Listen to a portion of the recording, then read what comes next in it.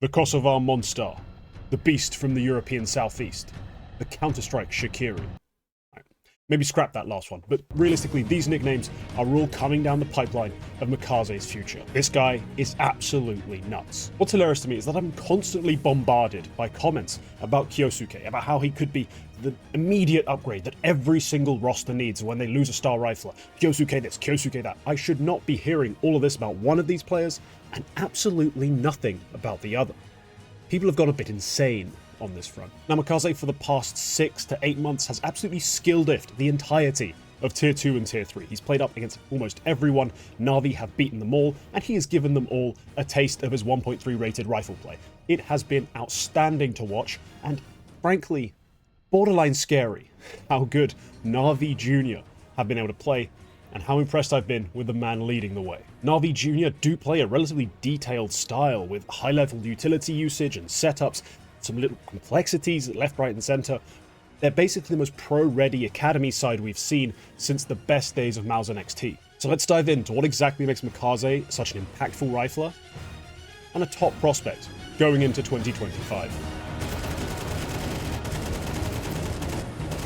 When evaluating a rifler who plays on the front foot, there are a couple of things I really like to see.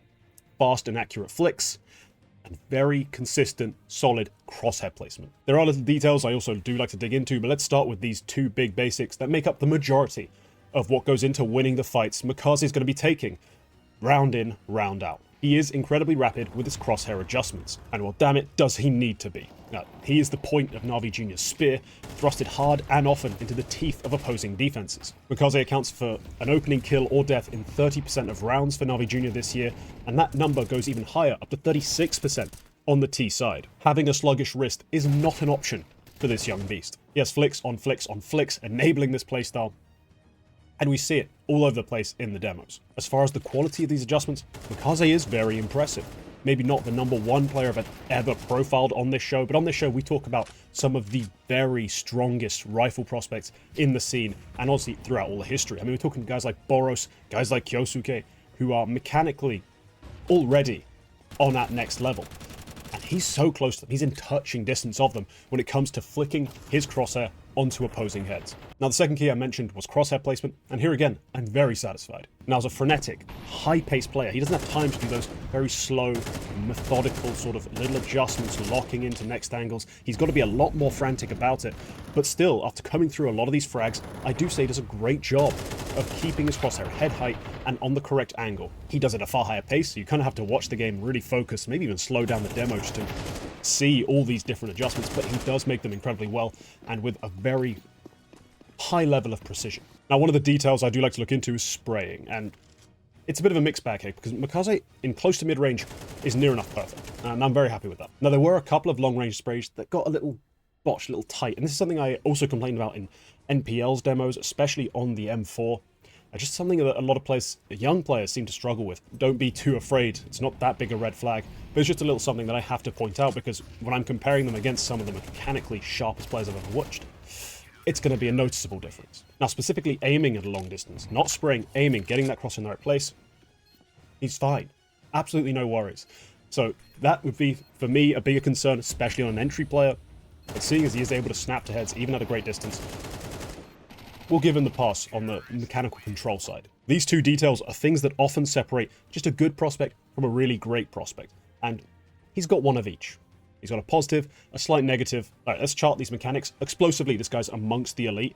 He's in this high sort of impact rifler cluster who boasts some of the best in-game mechanics ever. These guys are round-breaking impact machines, and he's right there with them. Now, the control factors are slightly less impressive, but still very good. Doesn't quite have the sort of Nota sprayability where there's just a litany of multi-kill sprays in the demos. He's not quite that strong, but he is plenty strong enough to be a competent rifler at the highest level. On to playstyle, but speaking of playing in style, are you tired of looking like a chump in game? Sick of opening cases and getting trash skins? Check out Skin Club via my link in the description for a 7% deposit bonus. For gamers 18 or older, Skin Club is a case opening service who run a provably fair opening algorithm to give you truly random outcomes.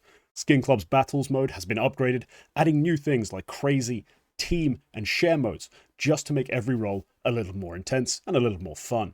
I played a battle or two and managed to win some pretty crazy skins, and upgraded a group of them into a gorgeous MP9 hot rod. Perfect for some gold stickers. There is also a dragon event going on right now, so you can earn event points just by playing on the site.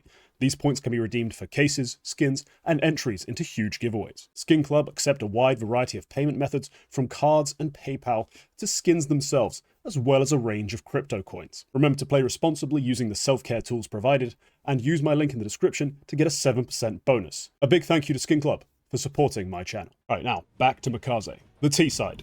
This is where Makazze truly is a difference maker.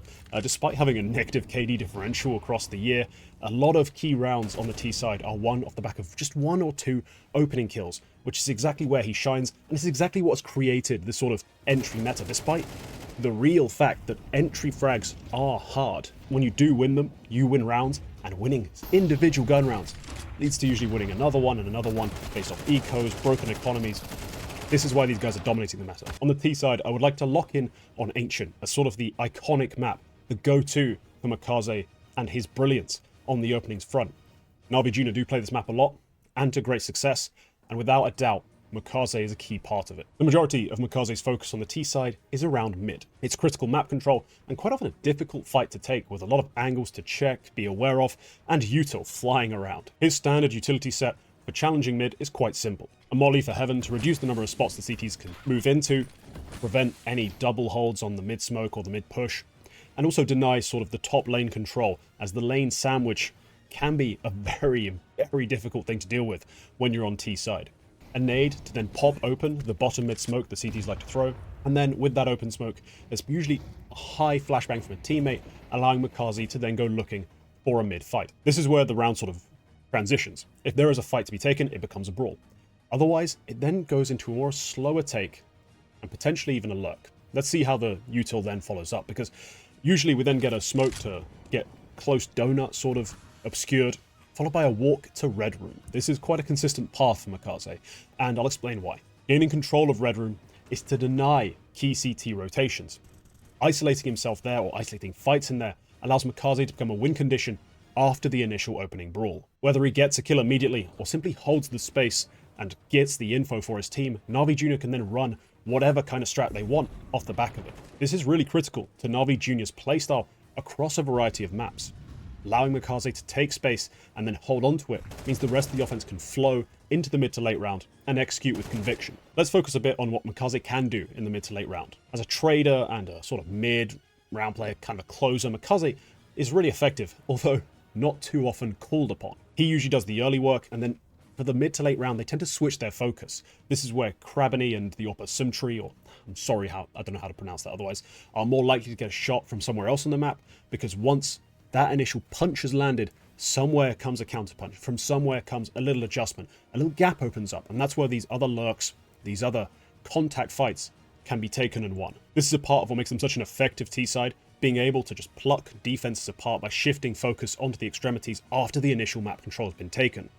It's brutal to watch CT sides get pounded from all these different angles, but it's highly effective. If Makazze is then unchallenged in that mid control or outside control, whatever it is he's actually taken a hold of on the map, there's usually not very much to do for him until the very late round, in the post plants, trying to get those final kills. Now, if we just focus primarily on the clutch, like the 1vx, Makazze is frenetic, fast-paced, as you know, you'd expect a player who plays at 100 miles an hour, 161 kilometers per hour in socialist units.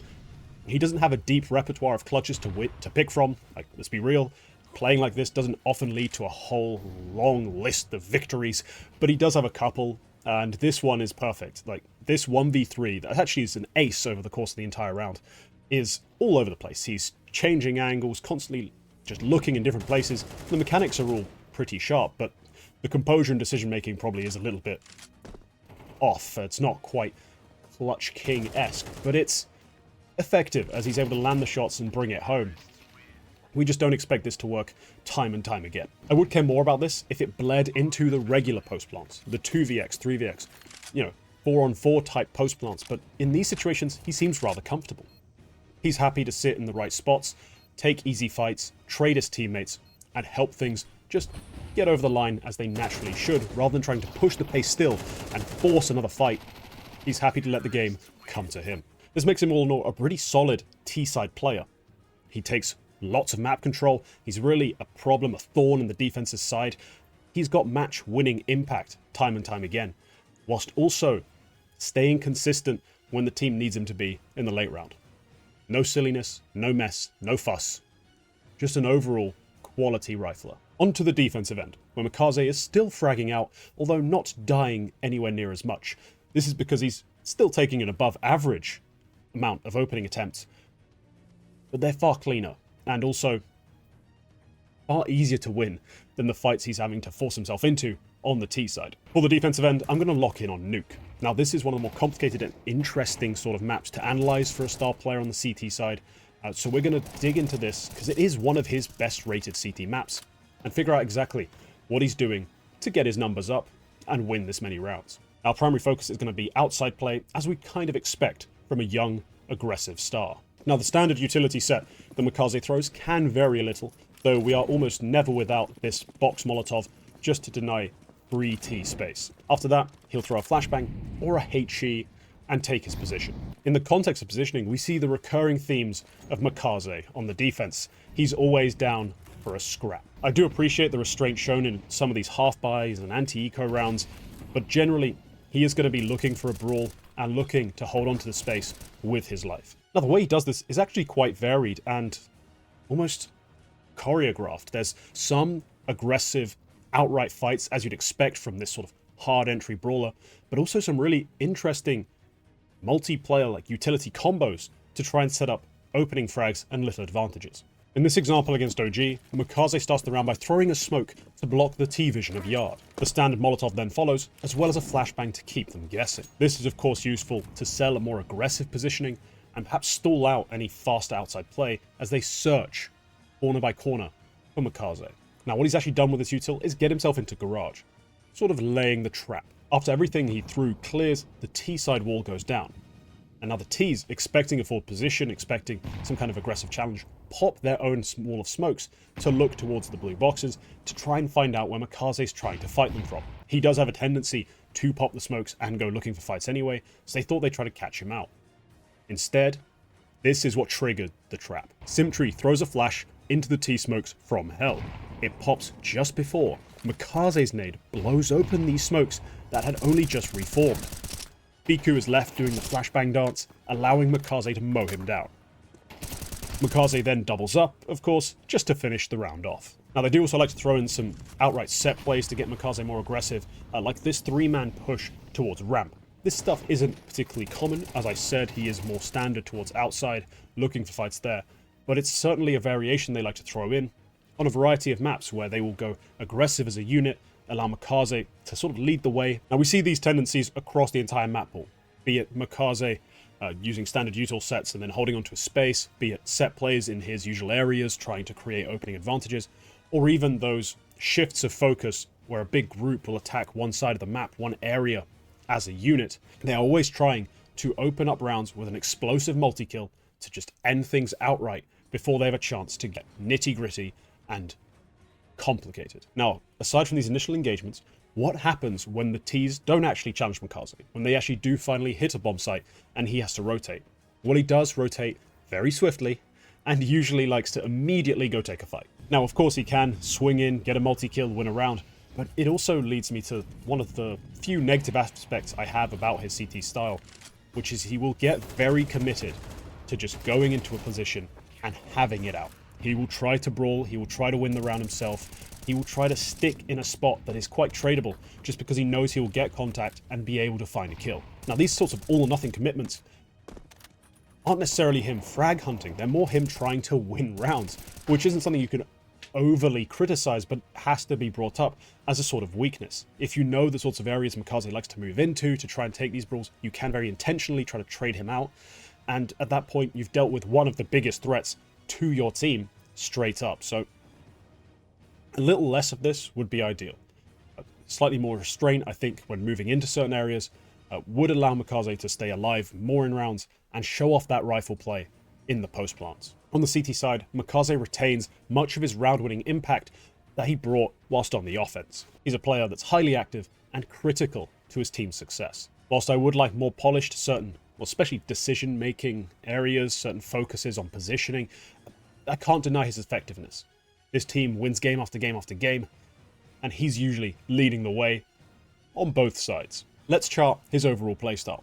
Now, thankfully, this is pretty simple. On the T side, he's about as hard an entry as there can be, so he has to be all the way up at the top. On the CT side, he's a pure aggressor and rotator. Sure, the opening kill numbers are lower, he's not doing anything I could ever consider truly anchoring, so he has to go all the way over onto the right. Even in a field of aggressive young players, Makazze does stand out. He's an endlessly aggressive element, doesn't really have any spots I'd outright consider anchors. He truly is an endlessly aggressive player. Makazze is one of the youngest players I've ever covered on Prospects, still only 17. This means I have the right to get very excited. What I like is that I'm watching a player with his whole career ahead of him, yet he's already playing in a pro-ready system. Unlike the majority of ultra-young fraggers, Makazze is already being exposed to a playbook with complexity and depth. They ask a lot of him. He has to throw util. He has to be aware of all these different protocols and sets. Some players just don't have that exposure so young. Considering this, his ultra-sharp aim, and his young age, Makazze scores quite favourably in both the current and potential ratings. The current gaps in his game, the little tendencies that I don't really like, have a long time to get smoothed over. He should be sat in this academy probably at least another year, unless NAVI decide to hit the panic button and start calling up pieces left, right and centre. It should be a rather stable environment as well. I see a great future for Makazze as a strong openings and entry fragger for a top team. Let's say even if the meta were to shift, maybe a change in movement speed in the game to sort of try and nerf this sort of peaker's advantage meta we've entered, wouldn't break my estimation of him. Sure, the numbers may get a little less insane, they might have to temper down the way they use him, the way he plays. He still has the mechanical ability to go out and win all these fights, and honestly, that sort of meta change would just make him an even better CT player, so it swings and roundabouts in terms of where he ends up in the future. All in all, the Kosovar MonStar is going to be around for a long time to come, and I'm personally looking forward to watching it. Thank you. If you enjoyed the video, please leave a like, leave a comment telling me your thoughts on Makazze, but also potentially the NAVI Junior project. I'll be interested to find out more. Sub if you want to see more content, and remember that members get access to this and other videos early, as well as the right to vote. This video was decided by a poll a little while ago, I'll admit, but I'm trying to improve that in terms of keeping the quality high, but potentially deliver these Prospect videos more frequently. Prospect demos come up twice a week though, so if you are that desperate for your fix of young players being watched and analysed, you know where to find them. So okay, I'll see you all in the next one. Goodbye.